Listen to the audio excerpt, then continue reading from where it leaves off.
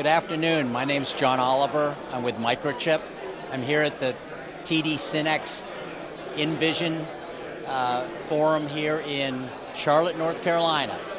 My company is in the business of powering devices like security cameras, Wi-Fi, wireless radios over Ethernet, power over Ethernet.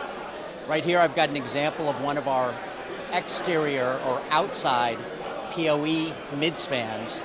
It's actually a switch, so data can go to and from devices back to the Ethernet switch, and the devices can talk to each other in order to communicate what they're doing out on the pole.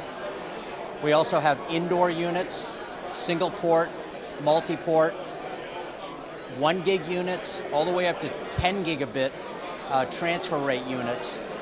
My company's based in Phoenix, Arizona, and if you'd like to find out more about us, we're www.microchip.com.